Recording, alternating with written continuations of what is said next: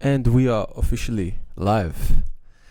Welcome back, everyone, to the Kickin with KiKz podcast. And I have a very, very, very special guest with me tonight on this lovely evening. And it's actually the first time we meet face to face, isn't it? Absolutely, yes. Yeah. I mean, we connected on Facebook through Idris. Shout out to Idris. Love you, my man. Thank you for introducing me to Khaled and his beautiful family. Thank you. Yeah, man, where do we begin? I don't know. You tell me. I know where to begin. So just before we actually begin this, I just want a shout out to Wesley Mission, to Christine and Rhiannon. As you can see, I got the hat. I had the beautiful opportunity to go and spend some time with some special people, people who are special, very special, and people with disabilities, and we helped them. We went to the zoo and we just had a beautiful day, and it was so soul fulfilling. And I thank the job that I'm at for the opportunity to let me do that. Instead of going to work, we actually went and we had so much fun with these guys. Rewarding. So rewarding. Yeah. It fills my soul. I love it. So shout out to you guys. You guys are the real MVPs. Keep doing what you're doing, spreading the good word, the good mission. We need more people like you, and we need to get you paid more as well. That's for sure. When you say disability, part of me agrees, but the majority of me disagrees, because I mean, what determines them as disabled? A false means of measuring against, or having a false basis. And the reason why I say that is because I'm a big believer that autistic people aren't disabled people. They're some of the smartest people in the world. Absolutely. Einstein was autistic. I was watching a clip not long ago, an autistic kid. I mean, what defines autism is span of attention, right? Majority of autistic people don't have a long span of attention to many aspects of life, like you and I do. But when they do concentrate on something, my God, they get to the atomic level or the molecular level of that. I was watching a clip of a kid from the Philippines, and he got on stage, and his speech impairment wasn't a direct correlation with his autism. It's just he had a speech impairment. But his autism allowed him to concentrate on playing the piano in such perfection that at the age, I think he was 18 or 19, they could relate his talent to 7 generations of someone learning how to play the piano. 7 generations. 7 generations. So imagine living 7 generations of lifetime practicing playing the piano. This kid was 18 or 19 years of age, and he had the talent of someone that had learnt to play the piano for 7 generations. Jesus. Wow. Yeah, it tells you how special these people are. So I look at me in comparison to that person and I say, I'm disabled, that I can't play a piano. I can't string my fingers to play, any musical instrument. And this kid had 7 generations of talent in learning how to play a piano. Unfortunately, he has that stigma that he's an autistic kid, and everyone looks at him as disabled. Well, it's not the case at all. Yeah. They have far more ability than you and I do. Einstein was autistic, and look at him. He was one of the smartest people in the world. Oh yeah, we wouldn't be what we are today without Albert Einstein. Absolutely. That's for sure. Yeah, that's for sure. Yeah. Far out. Yeah. So that was really fulfilling for me, and there was this one guy called Chris, and his thing he would just go around poking people. So he just comes to you and just poke. And it was so fun. And there's levels to this, and there were these girls in wheelchairs. You know, they couldn't walk at all, and we got to go on the cable cart. And you should have seen once they got her in the cable cart with her wheelchair, she was so happy. Oh, wow. Because you could see the whole Sydney from there at Taronga Zoo. Wow. You've been to Taronga Zoo before? Yeah. Yeah, you know when you go up the cable car and you just see the beautiful view of the whole Sydney and the Harbour Bridge and Opera House. And yeah, when we got off, she was just so happy. It was beautiful. Just imagine the magnitude of elation and ecstasy that's gone in that person. Being at one level their whole life and then getting to go up there high. Wow. Yeah. We take it for granted, you know, flying. Absolutely we do. Yeah. And you know, hiking and stuff like that. Yeah.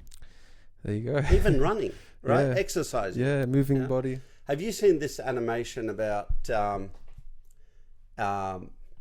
guy driving a Ferrari and passing by a guy driving a Ford, and the guy on the Ford says, "I wish I had a Ferrari," and then the guy riding his bicycle going next to the guy. I've seen that one. I've seen that one, yeah. And then it gets right down to the point where a guy in a wheelchair sees a guy walking, and he says, "I wish I could walk." Very powerful stuff. Very, very powerful animation, and it's something that would always, the lesson I learned, and my dad even told me this: never measure your successes or your ambitions by someone that is above you. Look at someone that's less deprived than you are, and that would make you never take anything that you've got for granted. For sure. Take it for granted, because someone is always worse off than you. So, you know, if someone's driving a Ferrari, well, I'm lucky I got my Audi, you know what I mean? Yeah. Because someone else can't afford an Audi. So never measure your ambitions by above. Always look at someone that's less deprived than you. Of course. Yeah. That gives you that perspective. Yeah, absolutely. Yeah, someone can't walk. We hate it when we have to walk to the bus stop or to the train station. There's another person in a wheelchair that would die to walk. So when the girl that you were talking about in the wheelchair, when she got onto that ride and she went up to that level, she's never been there, man. So credit to Wesley Missions and credit to you for actually experiencing that and putting yourself in that vulnerable position, which makes you appreciate your life, your health, your well-being far more than what you would have prior to your trip yesterday. 100%. Yeah, I'm still wearing my blue hat. With pride. Yeah, we all got the blue hats. Everyone had to wear the blue hats, so you know, everyone knew we were part of the group, and we get like priority access at the zoo. We didn't even have to wait in the line. We could just go straight through, first on all the rides. It was so good. Awesome. It was so good. Definitely gonna do that again. It's a very perspective enhancing, and I recommend anyone else to do it. I wanted to kind of get into your story, Khaled. Can you just briefly tell us, like, you know, because I know you grew up in Lebanon as well, and then came to Australia, and when you went back to Lebanon, all you knew was English and didn't know any word of Arabic. Not a word. Yeah. Did you want to take us? So I came to Australia in 1977. And I lived here till 1983. So when I went back to Lebanon, I had no comprehension of the Arabic language. Couldn't speak a single word. In fact, I lie. I only knew 2 words: Mama and Baba. Mum and Dad. But everything else was English. So my dad had to register me in a school. And went to a school in a town called Abu Samra, and my father told the teacher, and I can remember the conversation and understand the conversation after I learned the Arabic language, and had a sour experience associated with that experience, a sour taste in my mouth, because my dad was telling the teacher he doesn't know a single word of Arabic.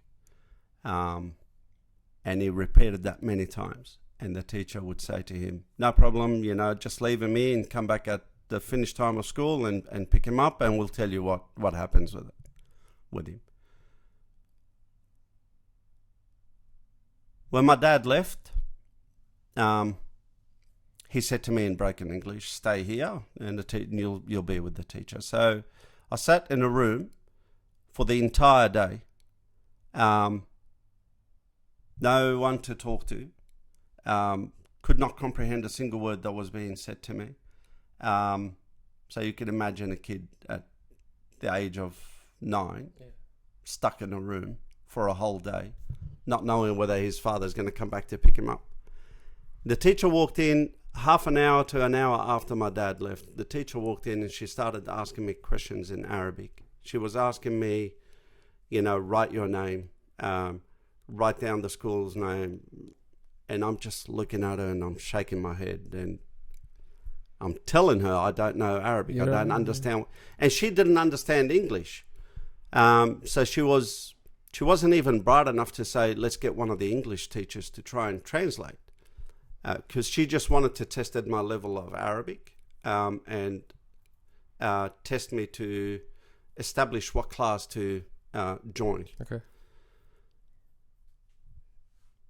10, 15 minutes, she gave up. She walked out, never saw her again, and I was stuck in this room all alone. For like 6 hours, right? Yeah, 6 hours. Till school finished. Till school finished. From morning right up until school finished. I only saw her for about 10, 15 minutes. My dad came back and, my heart wanted to cry when I saw my dad, but I thought, better not, stay strong. Yeah. And then she said to him, oh, he's hopeless. We can't give him a position in the school because he doesn't know a single word of Arabic. And he said, I told you he doesn't understand a single word of Arabic. And she's like, oh, no, we can't accommodate for him, he's going to fail and whatever, just take him and go. So they kicked you out? They kicked me out. And this was a Muslim private school.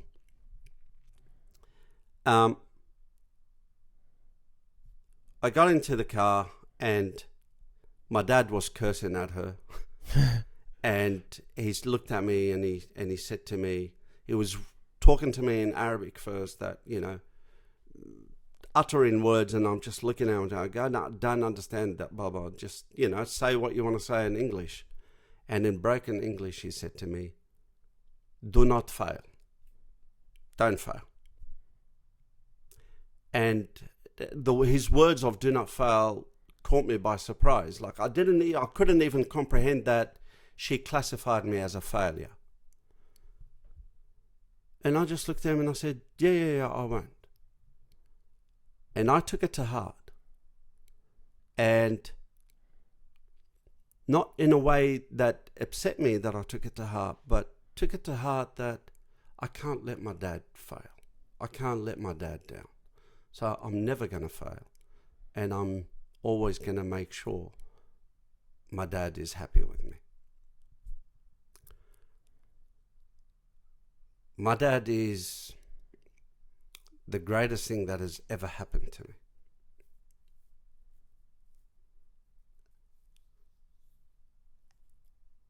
I don't believe that any person out there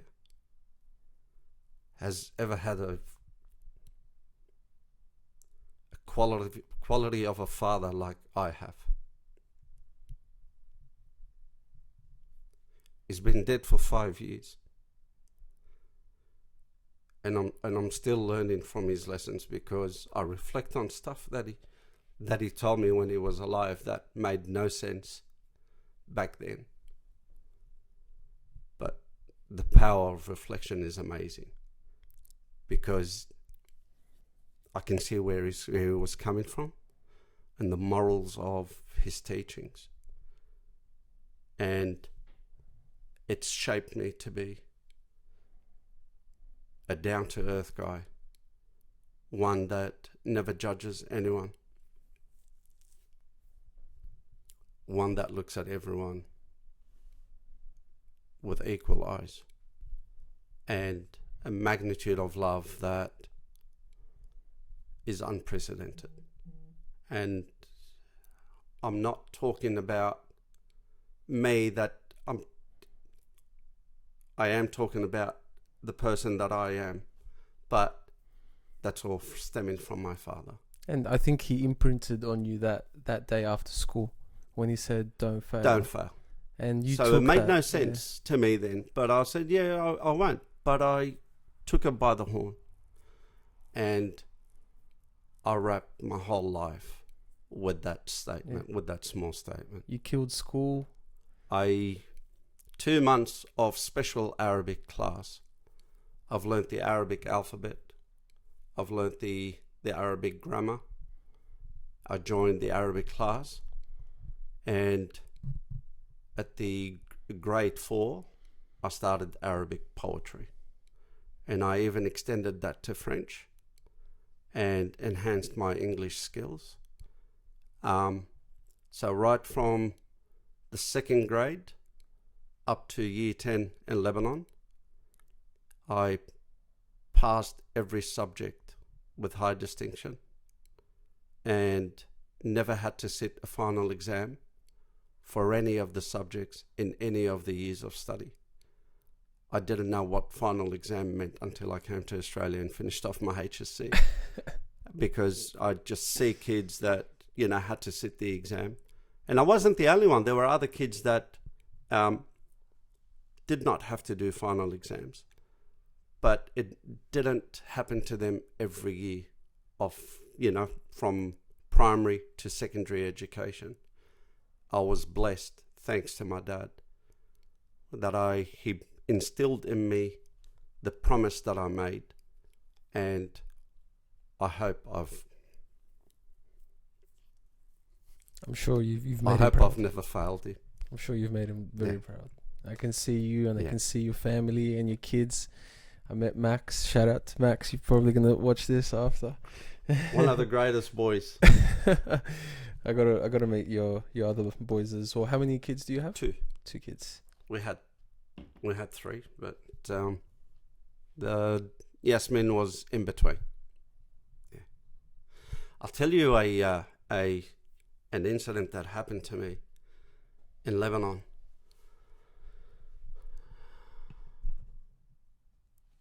We were, I can't remember whether it was 6th or 7th grade. Primary school finished at year 5, or at 5th grade. So you started high school on the 6th grade.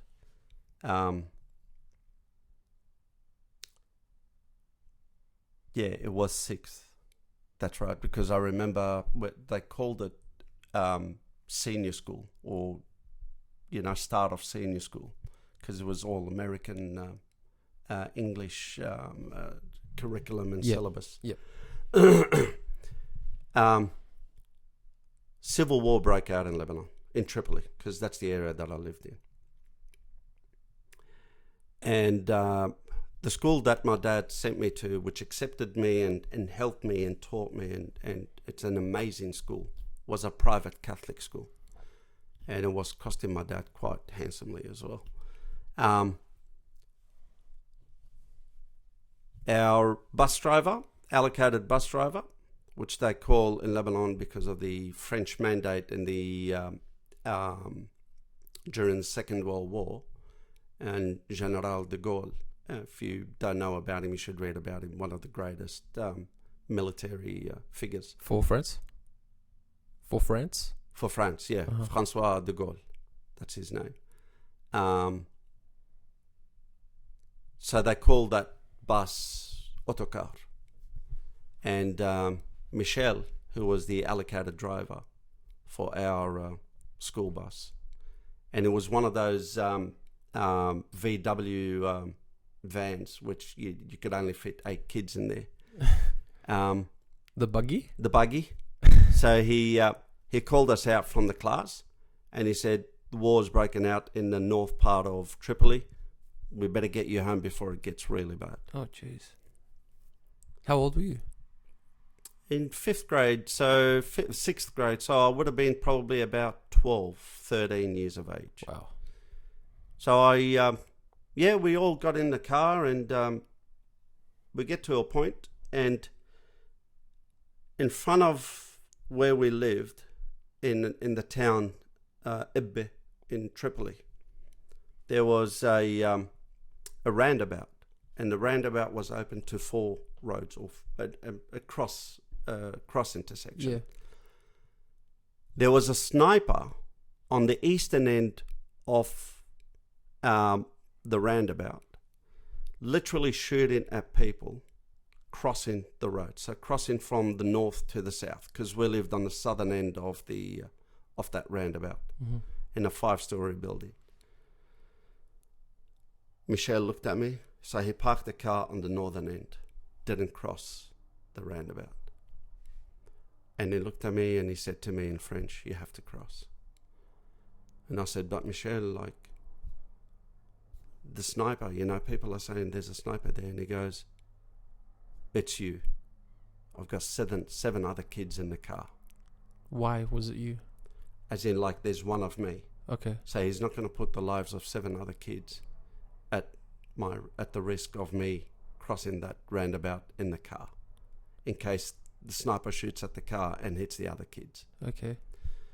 So it's like, you're looking at it as collateral damage. Yeah, you sacrifice one life for the 7, no problem. But if you're going to go with the 8 kids and yourself in a car for the sake of getting 1 kid across the line, he determined that to be it's less risk or less problematic to have 1 person cross the road. And I said, okay. I got out of the car and I had a brown leather bag, and it was the old style that it was the old leather, and you carried it like a Samsonite bag. Okay. No back straps or anything. Yeah. And before I crossed, I turned around and I looked at Michelle, and Michelle was crying. Oh, man. And I looked at him and I said, "Take the other kids home and just go." Because I didn't want him and the 7 other kids to see what I was going to go through. And with all the power that I had, I managed to somehow get more power. And I ran across this roundabout from the north to the south. And I ran, and there was probably 7 or 8 gunshots that were fired at me. I was holding my bag so tight. The bullets hit the bag. When I turned around, all I had left in my hand was the handle. The bag with all the papers were just torn apart from these bullets.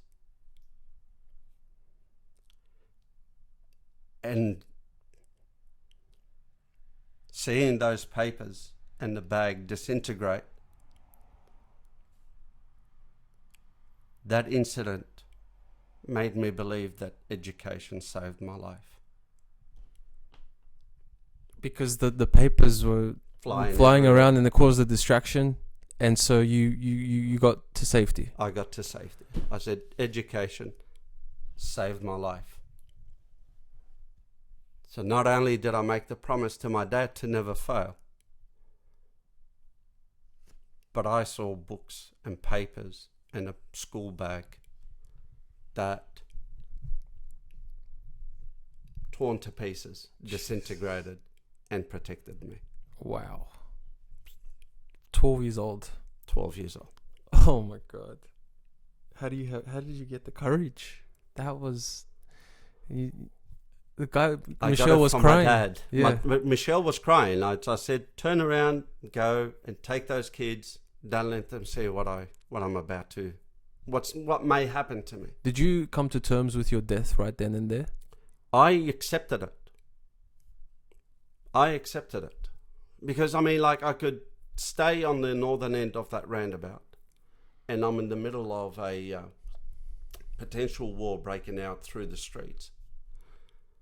Or I could run for my life and use the bag as protection to try and come across this roundabout and get home.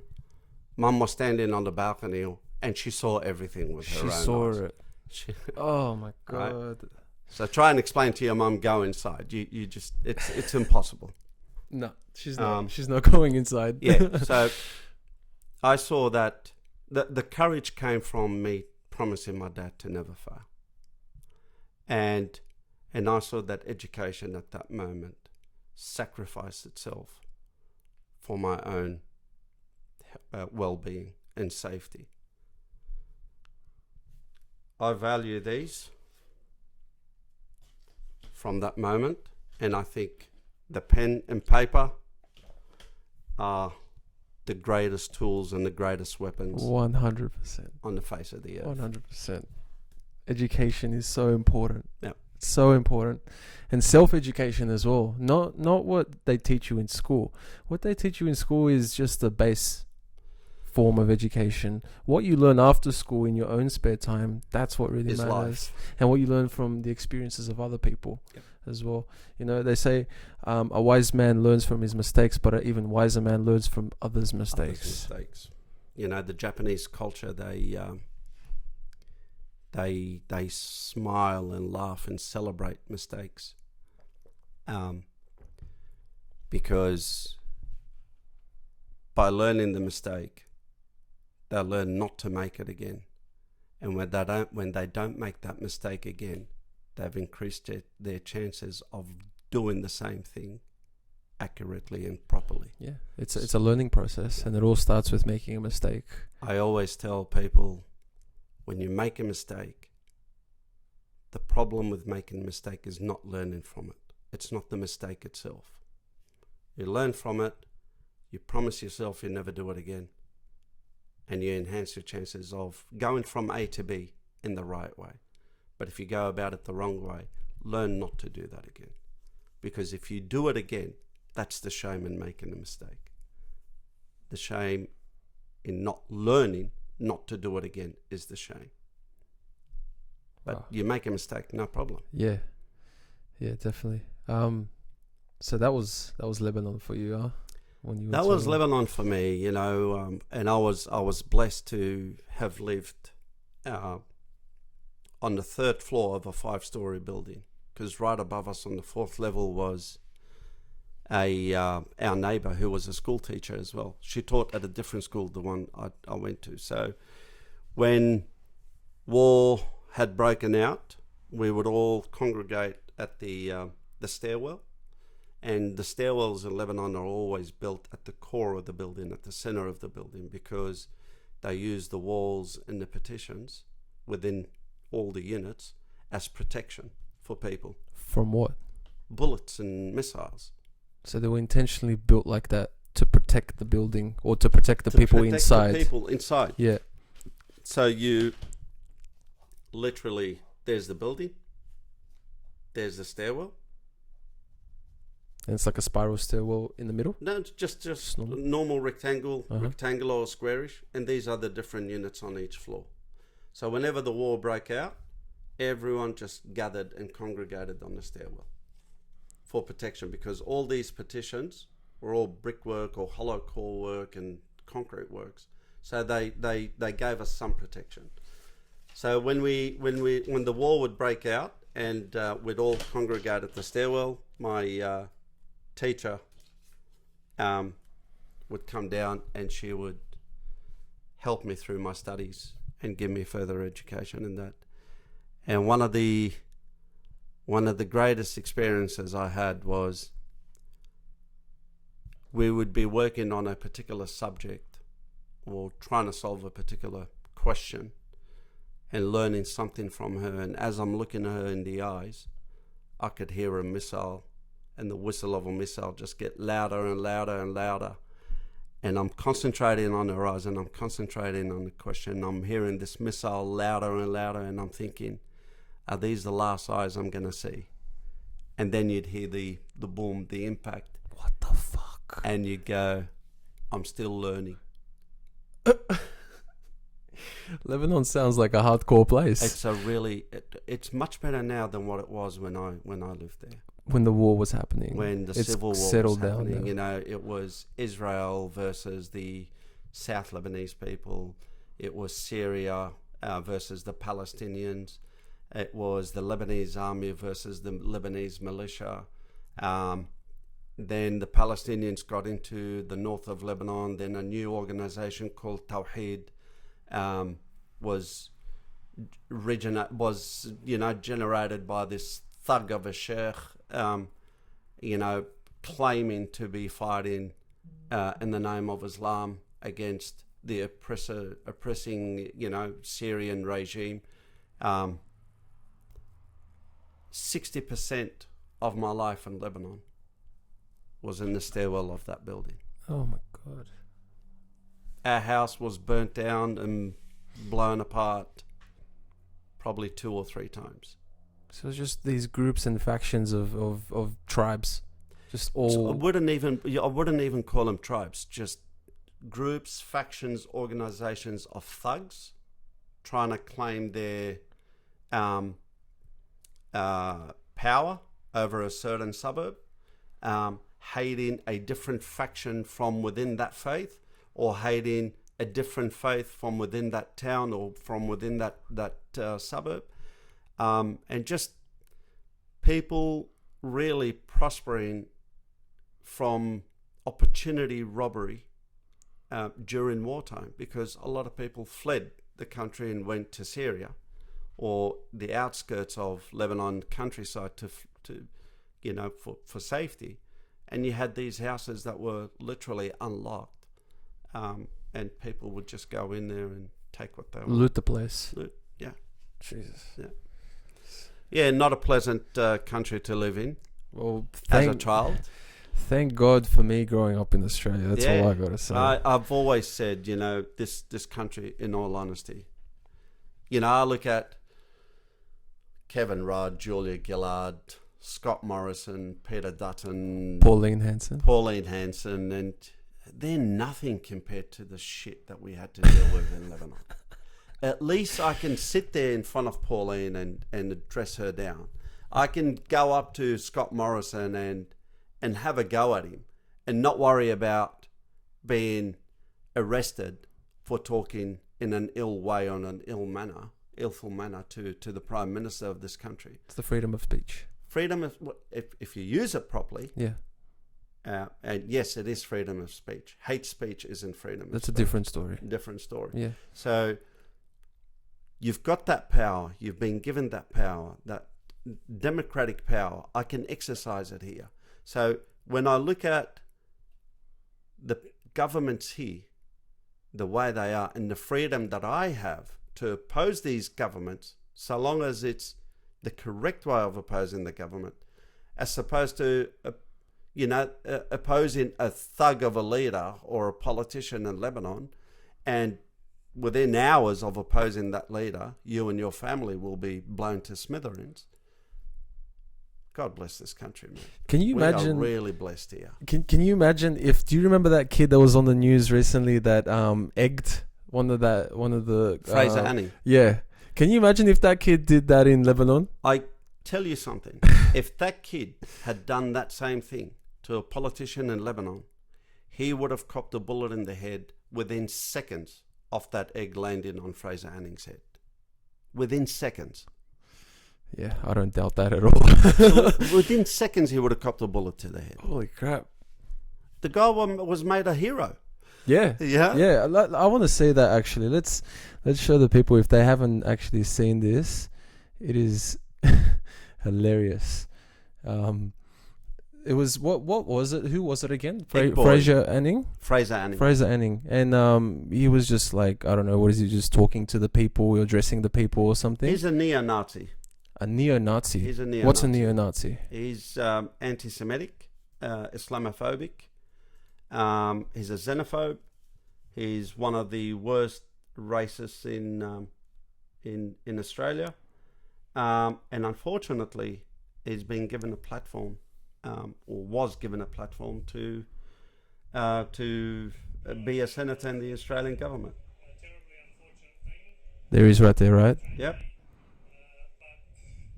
it's going to be eventually accepted or expected that these sort of things happen when people are getting attacked in their own. See that there? Wow. Instead of that punch, that would have been a bullet to his head. Holy crap. That actually happened. Yep. Yeah, Fraser Anning was talking about the shooting massacre that happened in Christchurch then. And he was justifying the shooting massacre. Yeah, he was justifying it. He was justifying it because, according to his ideology of immigrants, that they are the cause, the mother cause of all problems in Australia. I fail to believe how that is the case when I'm an immigrant myself. And he brands us all as, problem, Under the one umbrella label. Absolutely. Same brush. We're all painted with the same brush. Like any culture or any religion or any group of people, you have the good and the bad. There's always bad, but the bad is always the minority of the group. Of course, it's always the minority that spoil it for the majority. And that's because the media always thrives on having the news representing the minority because it sells. Yeah. And it sells to people like this. I don't want to even mention his name anymore, but he thrives on that, Anning. He thrives on this sort of stuff, right? So he's saying, if there wasn't any immigrants, you wouldn't have white supremacists. Hang on, if you want to go back to white supremacy, to the origin of it, you came here and colonized this country. That's right. From England. From England. Mm-hmm. You came here as a convict and colonized this country. So you're the immigrant that caused the problem, and now you're saying immigrants from the Middle East are the cause of the problem. Well, hang on a minute. The Aboriginal people still don't have their rights. They are the rightful owners of this land, and they still don't have their rights. Like the Indigenous Affairs Minister, prior to the current one, who is half Aboriginal, I believe, it was Tony Abbott, a misogynist, another white supremacist, who outspokenly said derogatory words against the Indigenous people, the First Nations people. And you put him as the Indigenous Affairs Minister. And you're talking like the people that were actually trying to legislate the Indigenous Affairs legislation.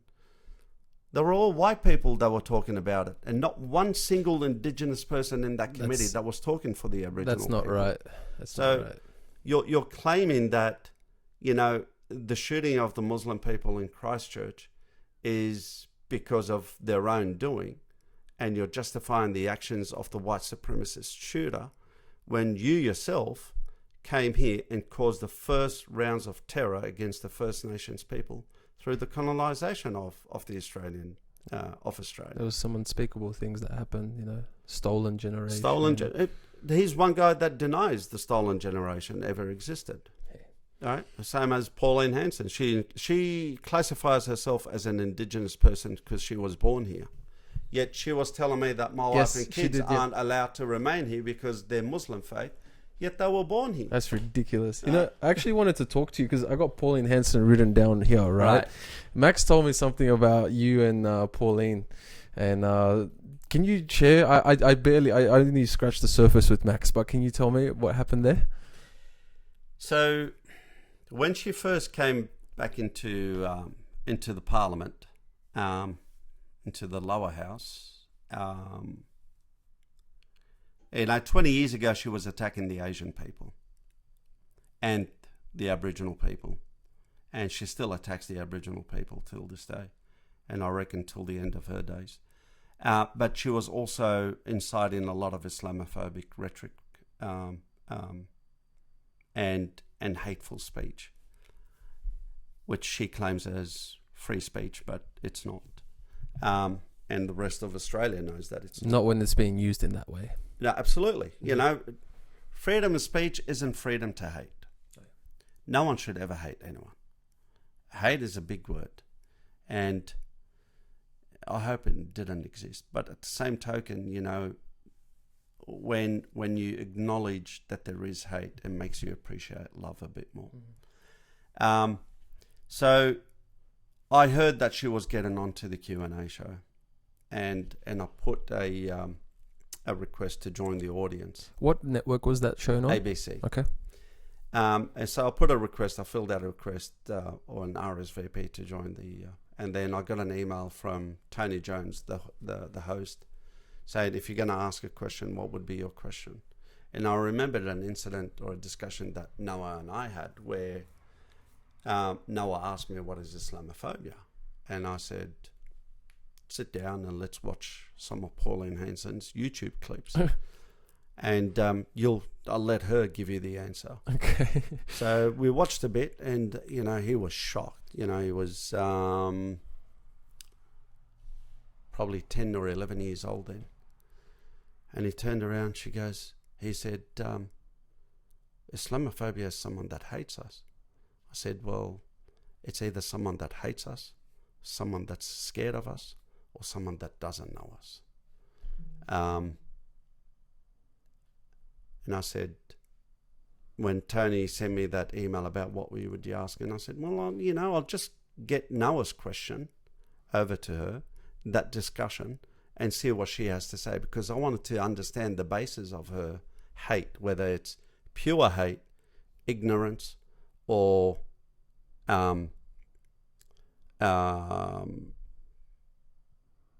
just does she understand that she is being racist? Yeah.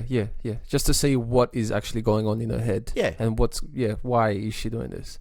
And when she opened her mouth and she said none of the above, and then within 10 seconds of saying none of the above, she uttered the word hate about 4 or 5 times within 20 seconds after that. So you're saying none of the above, 10 seconds later, you utter the word hate so many times. And then she started bringing in, she was talking about, the 5 people that fled Australia to join ISIS, and, and why should your son only fear for his life? And, how about me and other Anglo-Saxon kids fearing for our life, and so on. And that gave me the opportunity when she said why, that, okay, now it's my turn to lay it out on her, tell her exactly how it is. Bring out the big guns. And shut up. And let her undo herself. And in all honesty, I really regret doing what I did, even being on that show. Do you think it put a target on you? It's not about it put a target on me. I still get hate messages and, really terrible, vile messages on Facebook from that. It happened in 2016, so people get over it. 3 years. Yeah. People, you got to get over it, man. Why are you sending hateful messages to Khaled? What did he ever do to you? I don't know. I love everyone, man. I love everyone as I well. always give people the benefit of the doubt. I don't classify as a racist first. I classify as an ignorant. And then I step outside of my comfort zone. I'll show you who I am and what I am. And if you still hate me, now you're a racist Islamophobe. But I guarantee you, if you know me well, you'll like me. Sure. So I really regret doing what I did, because, my dad always told me an Arabic proverb. And I'll say it in Arabic because... Yeah, do it, please. The Arabic language is... It has the special. meaning. It has the meaning to it, yeah. You do hold a lot of sentimental value to it. And he said, يَا قَارِئَ الْعِلْمَ بَيْنَ الجَّهَالَ حَرَامٌ. In other words, O you who utters intelligence amongst the ignorant is an act of blasphemy, because the ignorant will always win the battle, or the uneducated will always win the battle against you. So I really regret doing it, because I should have known who she is and what she is, and respect her as a human and not disrespect her on national TV. If I stayed quiet, it would have been better for me. Yeah. And it would have been better for her. In the long run, it would have been much better because for you. exposing her is not a... Let's say exposing her is a good thing, because people need to know what they're dealing with and who is representing them in government. But at the same token, as a person, as a human, I'd hate to disrespect anyone. And I felt that I disrespected her. Mm-hmm. And I really wanted to apologize to her at the end of the show. But she was very quick to get up and walk out. And Larissa Waters, a Green senator, came up to me afterwards with Sam Dastyari, who was a Labor senator. And they hugged me and shook my hand and appreciated everything that I said. Wow. But I was looking for Pauline to apologize to her, because I wanted to say that from one human to another, I didn't mean to do what I did to you on national TV. But I will live the rest of my life regretting it, because I disrespected a human. And that's not in my nature. And that's not something that my dad taught me. Mm-hmm. So if she's watching this, if Pauline... Maybe. You never know. Peace. I sent you a message once inviting you over, and I said I'll pay for your security and bring you down and fly you back first class. Wow. And you still haven't responded. I apologize. And if you still want to take up my offer, I'll welcome you into my house anytime. Come on, Pauline. Let bygones be bygones. Yeah. Right? Just Forgiveness. Change your rhetoric. Yeah. Racism is age old. Get rid of it. Yeah. I think people know her intentions. Like, in Australia, we're very lucky that it's a very multicultural country. Yeah. There's a lot of different ethnicities and races and religions and cultures. It's a big mixing pot. It's a salad bowl. A salad bowl? Not a mixing pot of or a melting pot. Not a melting pot. No. Yeah, salad bowl. A salad bowl. You still hold your cultural values and heritage, but you're within the same Australian culture. Yeah. But you identify yourself as Macedonian. I'm Lebanese, or Syrian Lebanese, Muslim with Jewish lineage. If I go into a melting pot, I would lose my ethnicity. I would lose my culture. Right. I'd lose anything that my ancestors lived for and tried to embed and instill in me and generations to follow. Would you call communism melting pot? Because that kind of describes communism to me. Communism is a melting pot. Communism is a melting pot. It's one class, Yep. right?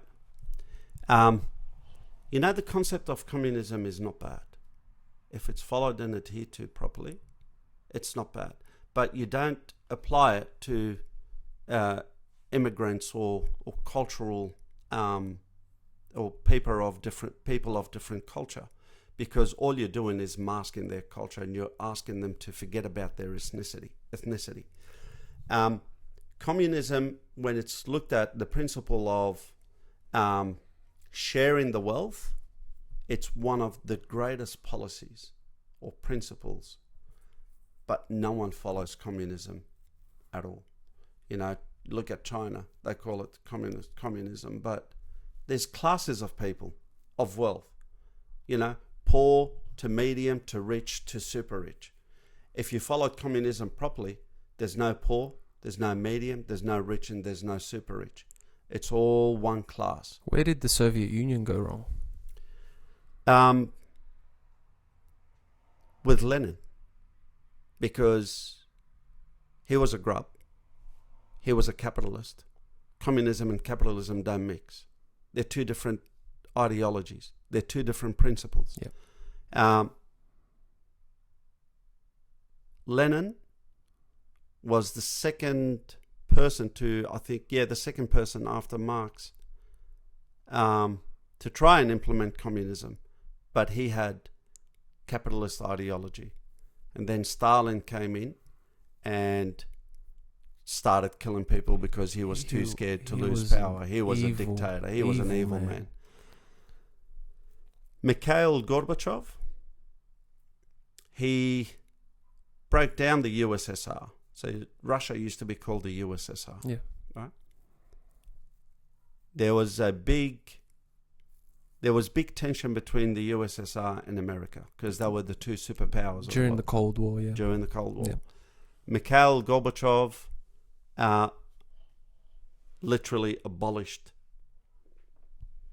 the USSR, took it out of existence. And by doing that, it kept America as the superpower. And by doing that, he ensured that a third world war would never eventuate, because we were, between the USSR and the USA, we were on the brinks of a third world war. And my dad said this to me. This man, when he pointed the finger at the TV screen, we were living in Enfield, pointed the finger at the TV screen, he goes, this man should be made a statue of in every single country in the world, because he avoided a third world war. You're talking about Gorbachev. Wow. Yep. I never knew much about him. I researched a lot about Joseph Stalin and Adolf Hitler, Winston Churchill, and World War II fascinates me. Yeah. Like, when that period of time was going on, it was just like, whoa, what is happening in the world? The Germans just wanted to take over. Yep. They had ill intentions. Absolutely. And they would stop at nothing, and then this guy, as Germany was vulnerable and broken from the First World War, this guy just came out of nowhere with so much charisma and energy and passion, and everyone just looked up to him like this god. Have you seen the movie Look Who's Back? No. Okay. Go on Netflix and watch this movie, Look Who's Back. I'll write that down. It's German with English subtitles. Have you read Mein Kampf? No. The Hitler's book that he wrote? No. That's another thing I really want to... It's written in German, but I think they have English translations as well. And I think it was just his kind of diary sort of thing. It was just a place where he collected his thoughts and his justification for wanting to eradicate the Jews and all of the people who he deemed his enemies. Yeah. Mein Kampf. Yes. You want to Google check that spelling? I'm not sure how or the pronunciation as well, but yeah, just wow. Like I love looking back at that period of time and just seeing what happened, and the idea of Blitzkrieg. Have you heard of Blitzkrieg? Where the German army, when they invaded Poland, they took Poland in just a few days, in like 3-4 days, because all the German soldiers were just amped up on like human growth hormones and steroids and methamphetamines and this cocktail of drugs, because they were very good at chemistry as well, and they produced some of the very first early drugs like methamphetamine, and they're just the greatest engineers. Chemical, mechanical, mechatronics, civil, marine. Special culture there. Yeah.